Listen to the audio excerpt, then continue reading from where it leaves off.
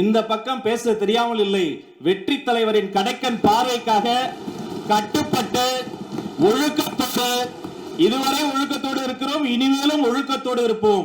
அதே சபை ஒழுக்கத்தையும் ஒத்துழைப்பையும் அனைத்து கட்சி தோழர்களிடம் நான் விரும்பி உங்கள் மூலமாக கேட்டுக்கொள்கிறேன். முதலமைச்சருக்கு மிக மனதுக்கு நெருக்கமான இயக்குனர் அட்லி அவர் எடுக்கிற படம் பூரா பார்த்தீங்கன்னா பல சிறந்த திரைப்படங்களில் இருக்கிற காட்சிகளை எடுத்து போட்டு ஹிட் கொடுப்பார். ஒரு ட்ரெய்லர் ஹிட் அடிக்கணும்னா அதில் ரொம்ப கிறிஸ்பாக இருக்கணும். மாண்புமிகு பேரவைத் தலைவர் அவர்களே, மதிப்புமிகு தமிழ்நாடு முதலமைச்சர் அவர்களே, மதிப்பிற்குரிய எதிர்க்கட்சி தலைவர் அவர்களே, அமைச்சர் பெருமக்களே, சட்டமன்ற உறுப்பினர்களே, மாண்புமிகு தமிழ்நாடு முதலமைச்சர் அவர்கள் தமிழ் திரையுலகில் இருந்து திரைப்படங்களை விடுத்து மக்கள் பணிக்காக அரசியலுக்கு வந்துவிட்டார். ஆனால் அரசியலிலே இருந்த அண்ணன் சிவசேகரன் அவர்கள் எடிட்டிங் என்கிறார், ட்ரெய்லர் என்கிறார். அட்லியை குறித்து பேசிய போதெல்லாம் எனக்கு ஆச்சரியமாகவும் அதிர்ச்சியாகவும் இருந்தது. இந்த சட்டமன்றத்திற்கும் அன்பு சகோதரர் இயக்குனர் அட்லி அவர்களுக்கும் என்ன சம்பந்தம்? அதே போல அவர்கள் சொன்னதை, ஜனநாயகத்தினுடைய பெரிய பலமே எதிர்க்கட்சி தான். அவர்களினுடைய ஆக்கப்பூர்வமான விமர்சனங்கள், அவர்களினுடைய அறிவுரைகள், அவர்களினுடைய எதிர்ப்பு என்பது நமக்கு ஒரு வலிமையை சேர்க்கும், ஒரு பலத்தை கொடுக்கும். அதே சமயம் விதானவாதமாக சில விஷயங்களை திரித்து அதனுடைய உண்மை தன்மை புரிந்த பின்பும் அதை வம்பிற்காக பேசுவது என்பது எப்படி சரியாக இருக்கும் என்பதை நாம் புரிந்து கொள்ள வேண்டும். அது மட்டுமல்ல, அவர் குறிப்பிட்டார், காலங்கள் மாறும் காட்சிகள் மாறும் என்றார்.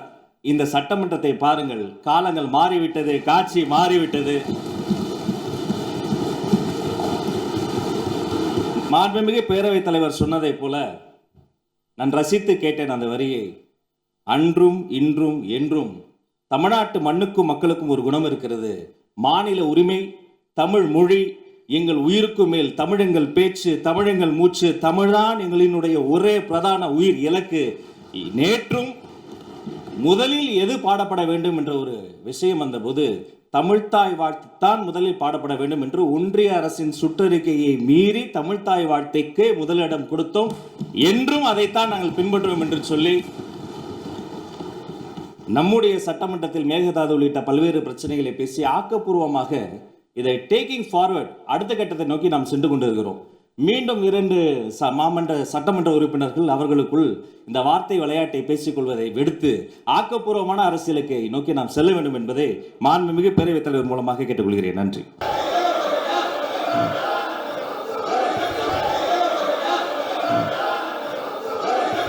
இந்த பக்கம் பேச தெரியாமல் இல்லை. வெற்றி தலைவரின் கடைக்கன் பார்வைக்காக கட்டுப்பட்டு ஒழுக்கப்பட்டு இதுவரை ஒழுக்கத்தோடு இருக்கிறோம், இனிமேலும் ஒழுக்கத்தோடு இருப்போம். அதே சபை ஒழுக்கத்தையும் ஒத்துழைப்பையும் அனைத்து கட்சி தோழர்களிடம் நான் விரும்பி உங்கள் மூலமாக கேட்டுக்கொள்கிறேன். போதைப் பொருள் தடுப்பதற்கான போதைப் பொருள் தடுப்பு படை ஒன்றை தொடங்குவோம் என்று சொன்னார்கள். இன்றைக்கு வரைக்கும் அதற்கு தொடங்கினதாக தெரியவில்லை. 3வது சிங்கப்பெண் சிறப்பு அதிரடிப்படை என்று ஒரு திட்டத்தை அறிவித்தார்கள். அதை இன்றைக்கு தொடங்கி வைத்திருக்கின்றார்கள் மாண்புமிகு முதலமைச்சர் அவர்கள். பள்ளிக்கல்வித்துறை அமைச்சர் மாண்புமிகு பேரவைத் தலைவர் அவர்களே, போகிற போக்கில் பொத்தாம் பொதுவாக சில வார்த்தைகளை அண்ணன் சொல்லிவிட்டார். போதைப் பொருள் தடுப்பு நடவடிக்கை குறித்து அண்ணன் கேட்டார். அவருக்கான பதிலாக ஜூன் மாதம் 3ஆம் தேதி தொடங்கி 16ஆம் தேதிக்குள் 473 போதைப் பொருள் தொடர்பான வழக்குகள் பதிவு செய்யப்பட்டு 672 போதைப் பொருள் ரவுடிகள் கைது செய்யப்பட்டு, நான் இங்கு பேசிக் கொண்டிருக்கிற இதே வேளையிலே தமிழ்நாடு முழுக்க திக்கெட்டும் திசையிட்டும் 38 மாவட்டங்களில் கைப்பற்றப்பட்ட சுமார் 10,56,00,000க்கும் அதிகமான போதைப் பொருட்களை எல்லாம் கொட்டி அழித்து எரித்து போதை சாம்ராஜ்யம் மாண்புமிகு முதல்வரின் ஆட்சியில் வேரோடும் வேரடி மண்ணோடும் ஒழிக்கப்பட்டுக் கொண்டிருக்கிறது. அது மட்டுமல்ல, குடிபோதையில் வாகனம் ஓட்டுவதற்கு எதிராக சிறப்பாக காவல்துறை செயல்பட்டு 16,031 பேர் குடிபோதையில் வாகனம் ஓட்டியது தொடர்பான வழக்குகள் பதிவு செய்யப்பட்டிருக்கிறது. பெண்கள் மற்றும் குழந்தைகளுக்கு எதிரான குற்றங்களை குறித்து பலரும் தங்களுடைய பேச்சுகளில் சுட்டிக்காட்டினார்கள். சிங்கப்பெண் சிறப்பு படை என்பது வரலாற்று சிறப்பு மிக்க பொன்னெழுத்துக்களால் பொறிக்கப்பட வேண்டிய ஒரு மாபெரும் முயற்சி. இந்த சிங்கப்பெண் சிறப்பு படை திட்டத்தினுடைய முதல் கட்டம் phase 1 இப்பொழுது தொடங்கப்பட்டிருக்கிறது.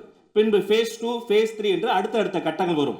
இந்த phase 1லேயே சிங்கப்பெண் முதல் கட்டத்திலேயே வெற்றிகரமாக தொடங்கப்பட்டு 70 சிங்கப்பெண் சிறப்பு படைக்கல அலகுகள் உருவாக்கப்பட்டு உதவி ஆய்வாளர்கள், காவல்துறையினுடைய பணியாளர்கள் என்று ஒரு திட்டமிடப்பட்ட கட்டமைக்கப்பட்ட ஒரு ஸ்ட்ரக்சர் உருவாக்கப்பட்டு தமிழ்நாடு முழுக்க ரோந்து பணிகள் மேற்கொள்ளப்பட்டு கல்வி நிறுவனங்களில் மட்டும் 1315 கல்வி நிறுவனங்களில் விழிப்புணர்வு நிகழ்ச்சிகள் நடத்தப்பட்டு பொது இடங்களில் 1418 இடங்களில் விழிப்புணர்வு நிகழ்ச்சி நடத்தப்பட்டு நேரில் சென்ற 69 வழக்குகள் பதிவு செய்து விசாரித்து ஆதரவு சேவைகளுக்காக 25 வழக்குகளுக்கு அனுப்பப்பட்டு காணாமல் போன ஒரு குழந்தையும் பெண்ணையும் சிங்க பெண்கள் சிறப்பு படை கண்டுபிடித்து வீட்டுக்கு அனுப்பி வைத்திருக்கிறார்கள்.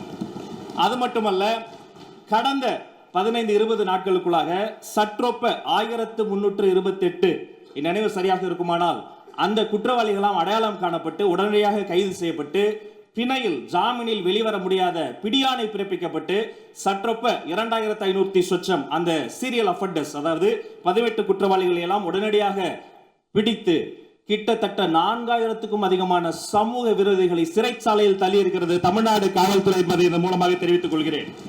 பொதுவாக மாண்புமிகு சட்டப்பேரவை உறுப்பினர்கள் பேசுகிற போது கூட ஒரு உறுப்பினர் சொன்னார், சட்டம் ஒழுங்கு எப்படி இருக்கிறது, பெண்களுக்கு எதிரான குற்றங்கள் அதிகரித்திருக்கிறது. மாண்புமிகு முதல்வர் நிதி ஆயோக் கூட்டத்தில் பேசிய பொழுது தமிழ்நாட்டு பெருமளை எல்லாம் சொன்னார், அதற்கெல்லாம் நாங்கள் தான் காரணம். ஆம், சரியாக சொன்னீர்கள். இந்த தமிழ்நாட்டில் சீரழிந்திருக்கிற போதை பழக்கத்திற்கும் சட்ட ஒழுங்கு பிரச்சனைகளுக்கும் இதற்கு முன்னால் ஆண்டவர்களும் ஒரு காரணம் என ஒப்புதல் வாக்குமூலத்தை கொடுத்திருக்கிறது என்பதையும் சுட்டிக்காட்டி மீண்டும் சொல்கிறேன், சரித்திர சிறப்பு வாய்ந்த சிங்க பெண்கள் சிறப்பு படை சிறகடித்து பறக்கிறார்கள்.